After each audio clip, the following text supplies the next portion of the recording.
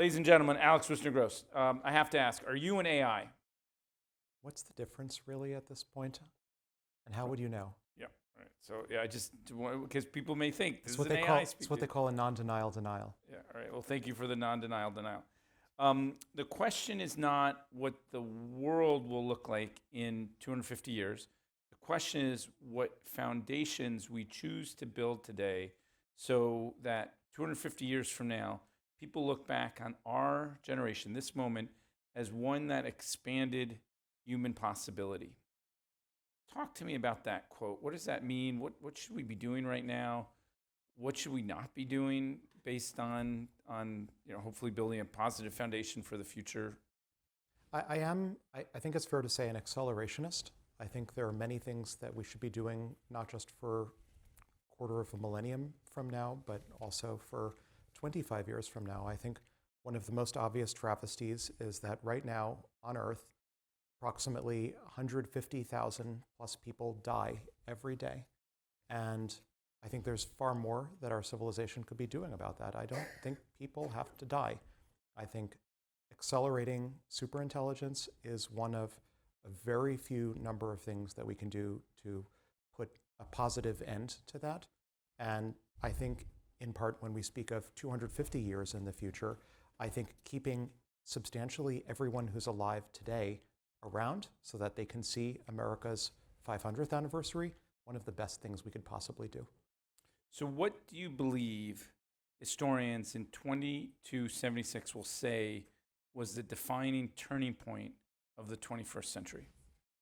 It's a tricky question in part because we've only seen about a quarter of the 21st century unfold. So I would say of the first approximately 25 years of this century, probably the single most important event was the publication of GPT-2 by OpenAI.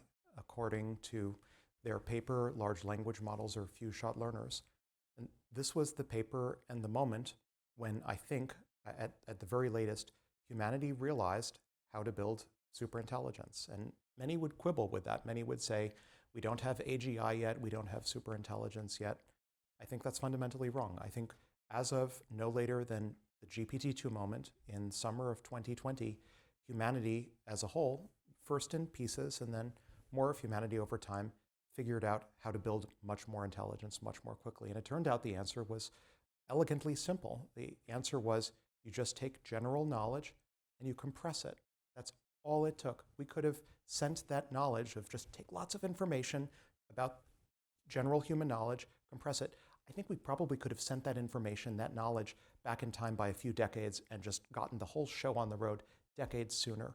And we could have had general purpose robotics sooner. We could have had large language models and chatbots sooner if only more of humanity realized that information, which was so startlingly simple, we could have explained it to a mathematician or a physicist from a century ago and accelerated everything. So I don't know how many other advances are so simple to explain, yet so transformative, but I would say that's the highlight of the first quarter of a century. I would hope that there are going to be many comparable highlights for the next 3/4 of the century, but my bet is we're going to get a lot of major surprises in the next just 10 years. Forget about the next 75 years or the next 250 years. I think thanks to AI and superintelligence, we're going to see a whole lot more doors open up to ontological shock over the next 10 years. So it's not the Pentium chip, it's the data, stupid. Yeah, I've argued in the past that the key to unlocking grand challenges in AI is actually more of a data set problem than a compute problem.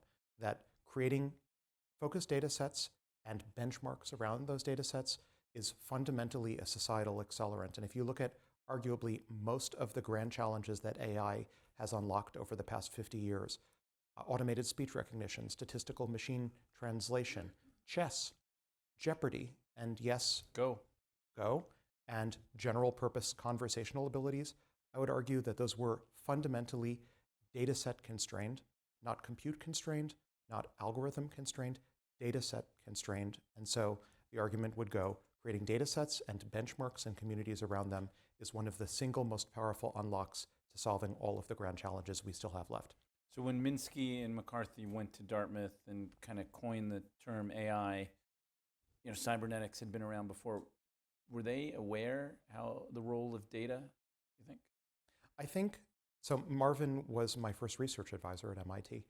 I think there's unfortunately an alternative timeline where there was less focus early on in the development of the field of AI on algorithms and more of a focus on benchmarks. Arguably, so Marvin isn't around to defend himself anymore, but there's a narrative that Marvin did fundamentally a disservice to the acceleration of AI by publishing a now famous paper that showed that a very simple function, an XOR function, could not be reproduced by a shallow neural network. And there are some, myself arguably included, who would say that one counterexample maybe set back AI by 20 years or more. That's the AI winter that people refer to. That was one of the earliest AI winters. We've had a few at this point. Some count 2, some count 3 or 4.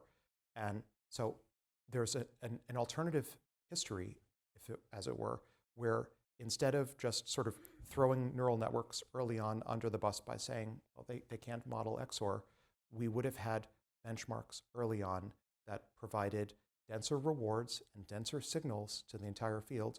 And even the big shock, the big ontological shock of GPT-2, which is just how well can your model predict the next word or next token in general natural language, that's such a simple objective.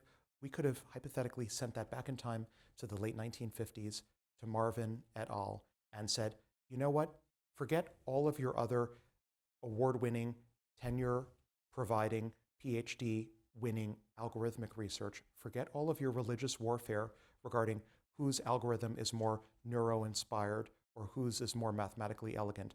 Just focus on this one objective. Do a better job of predicting the next word in general text, which was already being electronically stored by the 50s and the 60s. Just focus on that and measure progress in your ability to predict the next word over general text over time. Let that be your North Star, and I think we could have been where we're going at least 20 to 30 years earlier. Yeah. I'm thinking of a sine wave, these AI springs, AI winters. Are we, now it's going like this. Are we due for another AI winter, or we've passed a moment where AI winter won't be happening? I think we're overdue for an AI winter, but I don't think it's going to take the form of historic AI winters. Historically, you saw, perhaps most infamously, well after the Marvin mini winter from XOR not being able to be modeled with an ultra-shallow neural network, you saw the winter of the 80s and 90s from Japan's 5th generation computing initiative and expert systems turning out not to be such a great approach to general intelligence. I don't think we're going to see anything quite like that. If I had to pinpoint finger to the wind, the likeliest possible source for a brief AI winter or something that gets called an AI winter, it's probably all of the CapEx that's being allocated to tile the earth with compute with data centers right now. And if the leading frontier labs, for whatever reason, can't provide enough revenue to justify that capital expenditure over the next 2 years, I could foresee a mini winter, but I don't think it'll last long. And I don't think it would even be comparable to arguably the telecom winter in the early 2000s when the US and other Western countries, but mostly US, overbuilt telecom capacity. And then it took a number of years. Fiber optics, right? That's right. And those were the years of Enron as well, trading fiber optic capacity. I don't think we're going to see anything like that because I think we're so deep into scaling at this point and so deep into recursive self-improvement, unless there's some, at least to me, unforeseeable ceiling on our ability to continue recursively self-improving, I think we get to wherever we're going before we see another window. Now, it is possible that at the end of the recursive self-improvement rainbow, we discover the perfect AI algorithm, the perfect ML model, and then we hit a ceiling, and then there's a bit of a hangover while we figure out what to do with ourselves, and maybe the recursive self-improvement shockwave propagates down in the stack to improving better hardware, and then maybe better solutions at the infra level than CMOS. But is that a shock to the system in the same sense that the 80s or the 60s winters were? I think definitely not. So I want to go I'm going to pick a few years and ask you what you think is going to happen. So next 200 years, 2226, will humanity still be Earth-centric, What are the chances we discover evidence of ETs, extraterrestrials, if you don't know what I'm talking about? What constraints on civilization today are likely to disappear completely? What is the most profound discovery humanity could make in the next 2 centuries? In which order would you like me to Just answer those whatever. questions? Yeah. And if one of those is too hard, feel free to pass. Yeah, I think the odds are very high. So maybe one of my, perhaps mildly, maybe it doesn't constitute a contrarian perspective at this point, but at minimum, mildly contrarian perspectives is I think the odds are very high that sometime in the next 5 to 10 years, we'll have a definitive answer to the question of, is humanity alone in the universe?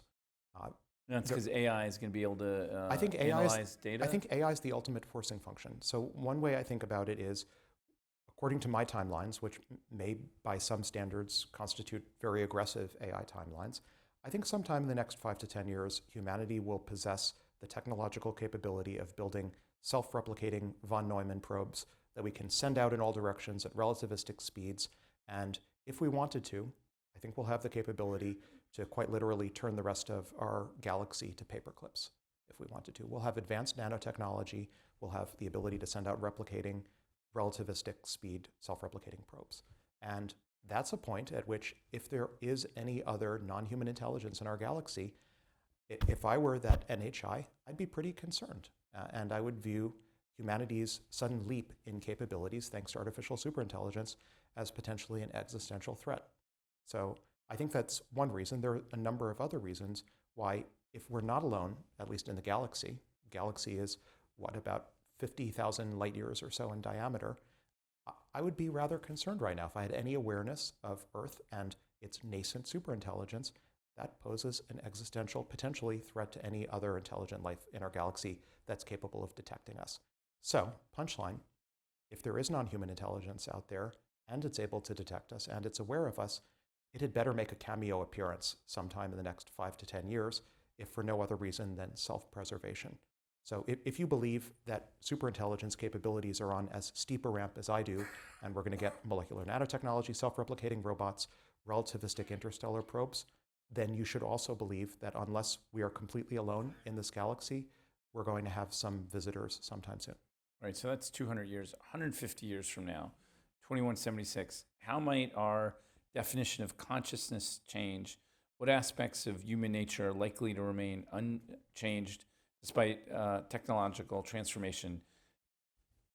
Well, I think the nature of human consciousness, and I'm not even sure the question is well posed as stated, is likely to get resolved in the next 10 years. So if you're hearing me say next 10 years a lot, it's not just a verbal tick. I really do think many of the grand challenges in math, science, and engineering are likely to get solved with enormous help from superintelligence in the next 10 years, including the nature of consciousness. I'm not even sure using that word as an avatar or as a verbal device makes an enormous amount of sense right now, but I do think I'm higher confidence that sometime in the next 10 years, there will be, at least among some scientific elite, inclusive of the AI scientific elite, some consensus as to what consciousness is. If it is a reified thing that makes sense to speak of, we'll have a sense of what that is.